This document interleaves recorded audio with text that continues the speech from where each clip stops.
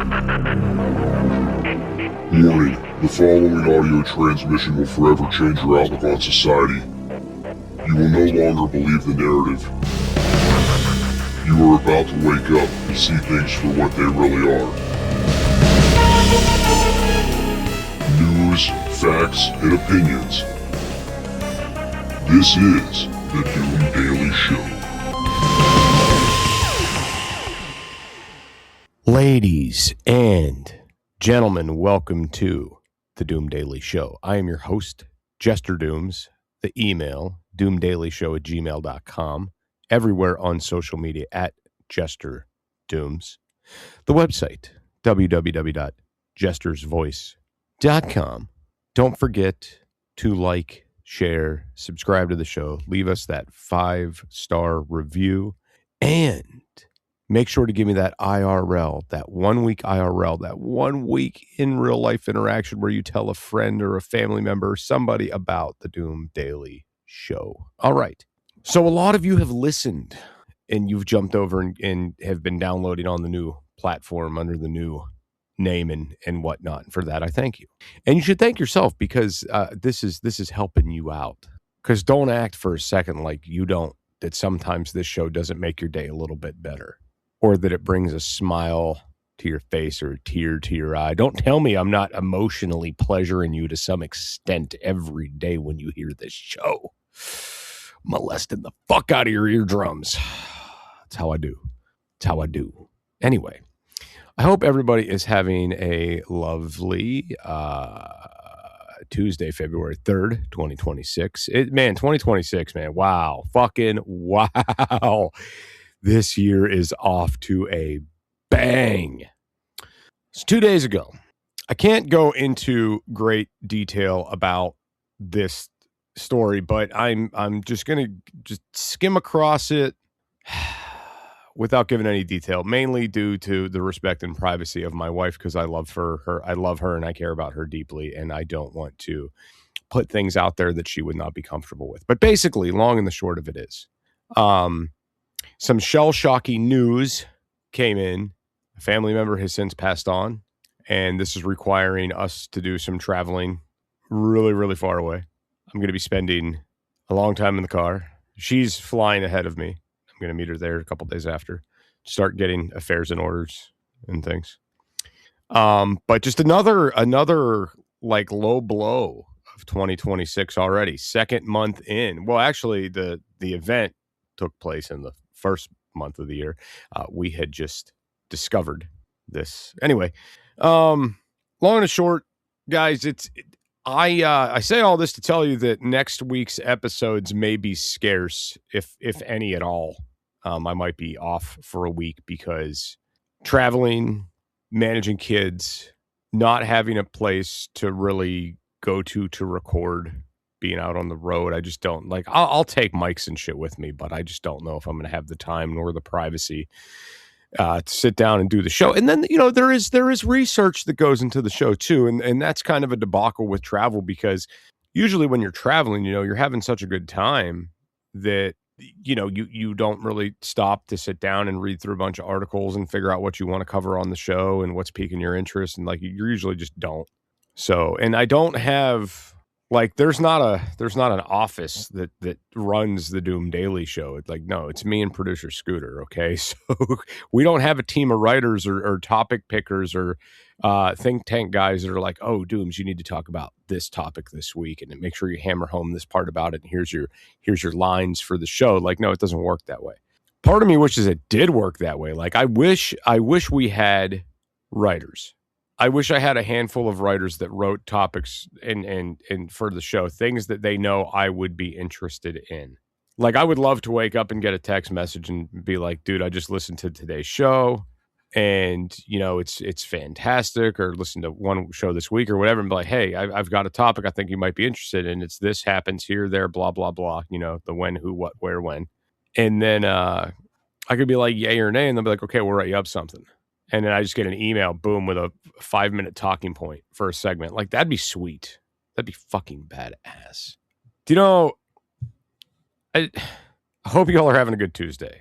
Phil's fat ass said 6 more weeks of winter, and the hate for that fucking weasel on Facebook is amazing.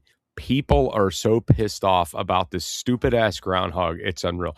And I find it to be very comical. You know, we did a project when I was a kid in school where we had went and calculated year by year all the times Punxsutawney Phil has been right with his weather predictions. Okay.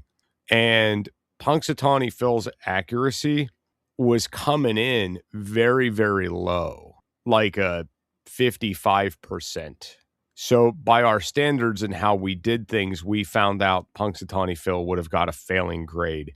But the thing about it is, after like it was all said and done with, we could say, hey, he's right about 50% of the time. You know, is how we calculated this out over.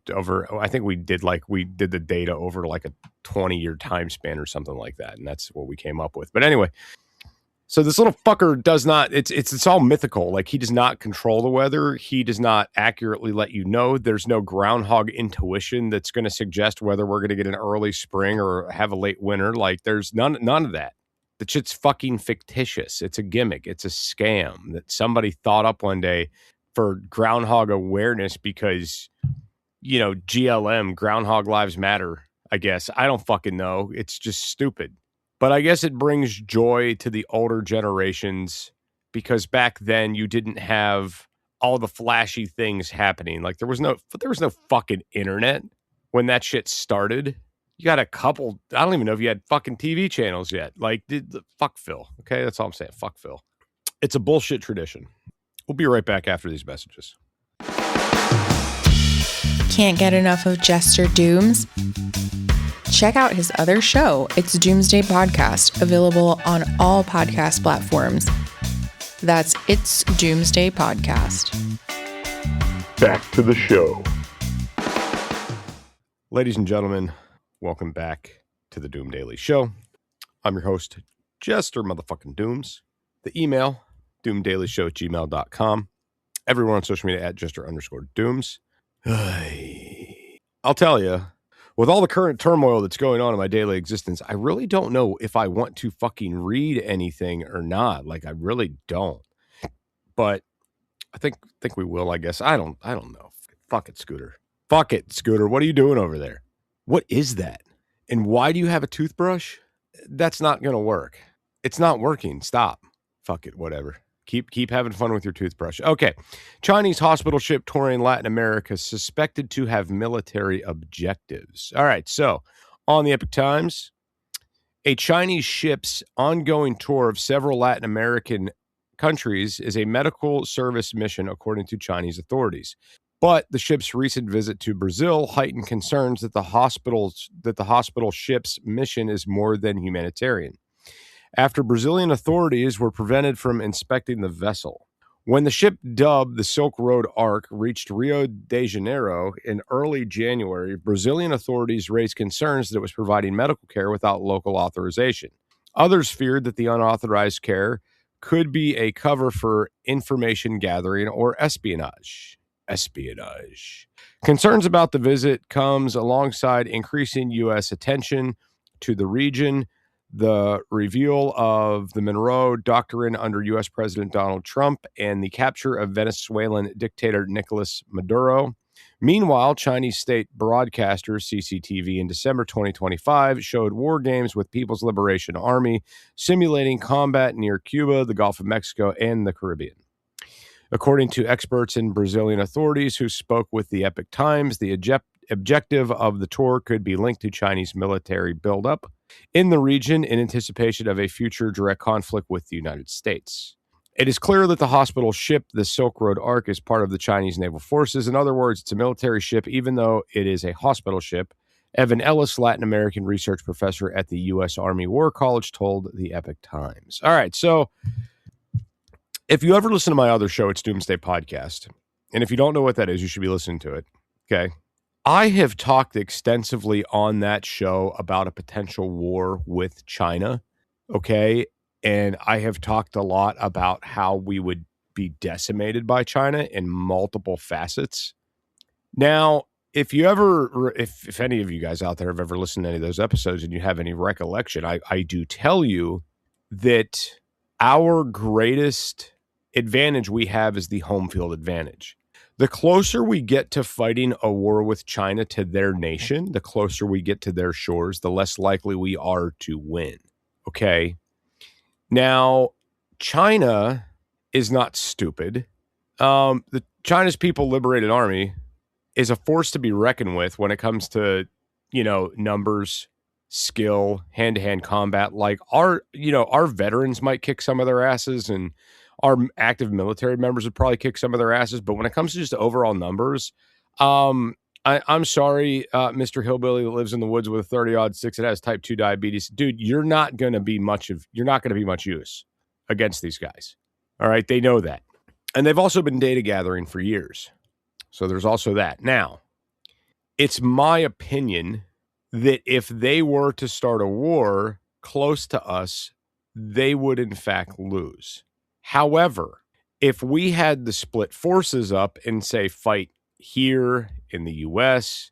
and we were retaliating on their shores, depending on who their allies were that wanted to go to war with us as well, we may be fucked. Maybe. Because we also have allies too. So there's that. Now, when you really look at the idea of they're sending a ship over, I mean, you really gotta sit down and you gotta break this down as far as an intel level. Okay. A lot of information can be gathered once they arrive. I mean, they could be plotting routes, seeing how much time it takes to move so much personnel, maybe test runs of equipment. Maybe they're dropping things along the way to grab later. Maybe they're slowly moving in munitions. Maybe they're testing equipment. I mean, so it's what it is, man. China does have the capability of doing some really sketchy, devastating shit. And I think it's right for the U.S. to be cautious with everything that's going on. I absolutely think that. I don't think for a second that we should ignore this, turn a blind eye to it. That's my opinion. Anyway, let's continue. A military medical mission. The trajectory of the Silk Road Arc started in September of 2025 in the South Pacific Islands. In November 2025, it headed to Latin America, making a technical stop before moving on to Jamaica. Recently hit by Hurricane Melissa, then Barbados, and reaching Brazil on January 8th. The ship left Brazil on January 15th, spent 4 days, and is scheduled to visit Chile, Peru, and Mexico before heading back to China. According to the Chinese authorities, the purpose of what has been called Mission Harmony 2025 is to conduct medical service and cultural exchange activities with other countries. But the ship, weighing more than 10,000 tons and belonging to the People's Liberation Army, gained significant attention during its stop in Brazil after officials received information that the Chinese crew was providing medical care to local population without authorization from Brazilian authorities, and photos and reports indicated that the ship had military features. I mean, it looks like a damn military ship that they just fucking painted white. I mean, that's it. Kind of like what we did when we took that Red Cross ship down to fucking Haiti. You guys remember that shit? See, what they won't tell you is what happened down there, how they got everybody out of there after the earthquakes in Haiti, and how they're all living in Florida on government assistance and low-income I don't talk either about who owns the properties there now either, do they? No. While authorities in Jamaica and Barbados had welcomed the medical care offered by the Chinese ship for their citizens, some Brazilian authorities were more cautious. No medical care provided by a foreign doctor with the national territory may be performed without the authorization of the Federal Council of Medicine. Brazilian Dr. Francisco Cardoso, who leads the agency in the state of Sao Paulo, told the Epoch Times, this includes foreign vessels in Brazilian waters. The Federal Council of Medicine is responsible for licensing physicians and enforcing compliance with medical laws. The ship had authorization from the Brazilian Navy to be docked in the Brazilian waters. However, Cardoso and the Federal Council of Medicine had not given the necessary authorization for the ship's personnel to perform medical procedures in Brazil. Allegations reached Cardoso and other authorities that the ship was offering unauthorized medical care to Brazilian citizens. In light of the allegations, Dr. Rafael Camara, a consultant to the Medical Council of Rio de Janeiro, the Brazilian state in which the ship was docked, was sent to the ship to conduct an inspection. He said his aim was to gather information about the medical care provided on the ship. Was there any substance abuse? What were all those people doing there? What was the biological material collected? Blood? Whatever it was, we don't know. Camara told the Epoch Times. We don't know what they did there, and from our perspective, it puts the population at risk. He said he was concerned if unauthorized medical consultations or treatment had taken place, there would be no record of treatment complicating medical follow-up, which is true. Rio de Janeiro doesn't need any humanitarian aid. We have enough doctors in Rio de Janeiro. Camara said, we understand that there are places that need this ship much more than Brazil. Upon arrival at the ship, Camara and his team had to wait for Chinese counsel, who was responsible for the operation, to come to the scene. The consul arrived in a van with several Chinese military personnel. However, the Chinese consul barred Camara from entering the ship. He also said if we decided to send an official letter, he would not respond, Camara said. In my views, this was said in a hostile manner. Why say that he would not respond if we sent the letter? It does not seem to me to be the appropriate way to deal with a federal agency that has the power and duty to oversee this. Cardoso said it is not normal for this type of inspection request by the authorities to be denied. They usually allow it, even to show that everything is in order, he said. Now, something I do have to point out about that, though, if you're there for humanitarian aid, why wouldn't you let the federal authorities of the country that you're visiting do an inspection of that ship? Why would that not be a thing? If I fly into another country, my bags have to go through customs before I could start walking around with my belongings. But you're going to bring an entire ship in under the blinders of humanitarian aid and deny an inspection? We'll be right back after these messages.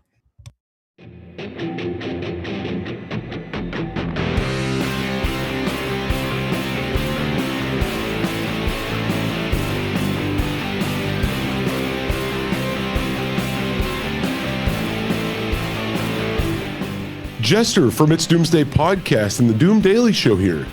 Do you ever find yourself overloaded with way too much information? Too many logins, too many passwords, too many websites for stuff you like? Yeah, I'm the same way. You don't have to worry about that with the Doom Daily Show and It's Doomsday Podcast. Let's make it simple. Just visit linktree.com/JesterDooms. Add it to your bookmarks. That way, when you need to find the right information, it's right there, under a tap of your finger or a click of your mouse. Go to linktree.com/JesterDooms. Get it, got it, done. Remember, no one has all the answers, but this will provide you with a place to start. linktree.com/JesterDooms.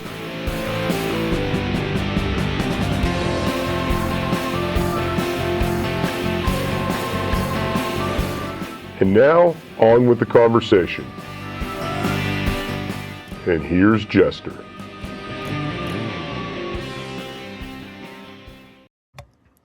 Ladies and gentlemen, welcome back to the Doom Daily Show. I'm your host, Jester Dooms. The email, doomdailyshow@gmail.com. Everywhere on social media at Jester_Dooms. Check out the website, www.jestersvoice.com. Email, doomdailyshow@gmail.com. Don't forget to like, share, and subscribe. Okay. So, like I said, if you're coming into the U.S., if I'm leaving the U.S. and going somewhere else, my items have to clear customs, right? Very simple. If I want to play in that country, they got to make sure I'm safe to do so. Same if when you come to the U.S. So how are you going to just deny an inspection of a medical vessel? Now, let's get into, the medical side of this a little bit. So proper record keeping is key with medical procedures, especially what procedures the civilians could be going for. And then there's also the idea of infectious disease. Now, if you told me, hey, Dooms, we're offering medical treatment on this boat over here that's parked at the harbor. Do you want to go get some free stuff done? Like, I know you got a hangnail that's been bothering you, or an ingrown toenail or some bullshit. I know that you've been meaning to get a flu shot or whatever the fuck. Do you really think I want to go board a goddamn ship that's been giving medical treatment to all these other fucking countries and all these other people with all these other germs and diseases and all these things? And the potential of what could be on that ship? Bugs and flies and mosquitoes and spiders and different things that are not native to this area? It's a goddamn disaster waiting to happen. So this, ladies and gentlemen, what you have to understand is that things get shipped from these ports, and sometimes other things get on there, invasive species of insects. You're taking things on and off that ship every time it stops. Like they did, the people on there need to eat. They're getting supplies here. They're getting fuel. Someone's getting off the ship to go buy a fucking DVD. Like they're exiting and getting on and off in every place they're stopping in. All right. Now, the other thing I have a big problem with this too is I want to see the fucking ship logs of how many people are on that goddamn boat. Verify that they're all on that boat. I want to see the fucking manifesto, and I want to know if everybody is accounted for that started off on that journey. Are you dropping fucking sleeper cells in different countries? Are people getting off and are now undocumented in other countries? Like, we don't know. And there's no way to know if you're denying access onto a ship, right? So if me and Producer Scooter, you still got your boat license, right? Okay, good. So say me and Producer Scooter, we go and we buy a boat. And we tell you guys, hey, we're taking all of the Doom Daily listeners on a world tour podcast, 2026 global, we'll call it. And we're going to make all these stops in all these countries. You better believe you're going to have a passport. You better believe we're going to have a manifesto. You better believe we're going to have a list of everybody that's on board. And everybody's going to have to be cleared of firearms and everything else going on this journey. And then every country we stop in, we're going to have to provide them with a checklist. Like, here's my passport. Yes, you could board this vessel, etc. Now, does anybody think it's kind of funny that the countries that this ship has stopped in, and correct me if I'm wrong, because Producer Scooter would know this information. Correct me if I'm wrong, Producer Scooter. But isn't it funny they're stopping in countries that don't have superior naval forces? Isn't that funny? Where they could shut them down before entering certain waters? Isn't that funny? Do you think they'd pull that fucking ship up in the Gulf of fucking America and pop into fucking Tampa Bay and be like, hey, we're here to offer medical aid? Fuck no. That would not happen, and they know it. I'm telling you right now, this is no fucking good. Camera said he contacted the state health secretary, the body responsible for managing and coordinating the public health system at the state level. Although there is cooperation between the Regional Medical Council of the state of Rio de Janeiro and the state health secretary, the two agencies work independently. Authorities with the state health secretariat, had initially promoted the ship's services and even held a reception for its personnel. Camera said, but when he attempted to address the issue with them, they denied that any medical care was provided. Dun, dun, dun. Chinese authorities also denied it. Dun, dun, dun. The Epic Times contacted Rio de Janeiro State Health Secretary for clarification as to whether medical care was provided by the ship, who received it, and whether it was authorized by the Federal Council of Medicine. There was no mention in any communication from the Chinese authorities of any type of health care being provided on the Ark Silk Road Hospital ship. The Secretariat's office responded the ship's visit to the country was the result of a request from Chinese Navy to the Brazilian Navy. Military features. Camera said the Brazilian Health Regulatory Agency, the country's top health agency, told him that they were unable to inspect the ship. They also could not inspect it because it was actually a war operation authorized by the Brazilian Ministry of Defense, Camera said. So in practice, it was supposedly a Chinese military medical ship providing care and not being inspected by health authorities. Former Brazilian Foreign Affairs Minister Ernesto Ajuro told the Epic Times that if the ship's mission was characterized as the presence of foreign forces on Brazilian territory, this would require prior authorization from Congress. The ship's visit included a joint maritime exercise by the naval forces of both Brazil and China. The Chinese ship also demonstrated a combat and rescue operation. Cardoso said for that hospital ship, it was at least 10 times larger than any similar ship on the market. There was military equipment on board, and not just a little, according to reports from dock workers. There was also a lot of communication equipment, he said. This is unprecedented, unparalleled in our history, this type of ship docking here. Ellis said the Chinese are doing military, medical, diplomacy. And other types of intelligence gathered cannot be rolled out. Either the ship made stops in Nicaragua, but also in Jamaica, shortly before the start of the U.S. operation to capture Maduro, and also afterwards, he said. A July 2025 Center for Strategic and International Studies reported labeled Jamaica's Port Kingston high risk because of its strategic location and the extent of Chinese influence there. Similarly, during its stops in Nicaragua, November 25th, the Chinese crew was received with special ceremony presided over by high-level military officials, including the Minister of Defense, the Chief of Nicaraguan Navy, and the Commander-in-Chief of the Nicaraguan Army, and the President of the National Embassy. Now, okay, guys, there's no denying this at this point that this is a facade. It's not real. They're up to no good. Okay, that's it. Anyway, that's about all the time we have for today on today's episode of Doom Daily. Come back here for another exciting episode of the Doom Daily Show tomorrow. And your code word of the week is sunglasses. That's it. We're out of here. Producer Scooter, if you would, please, sir, hit that button. News, facts, and opinions.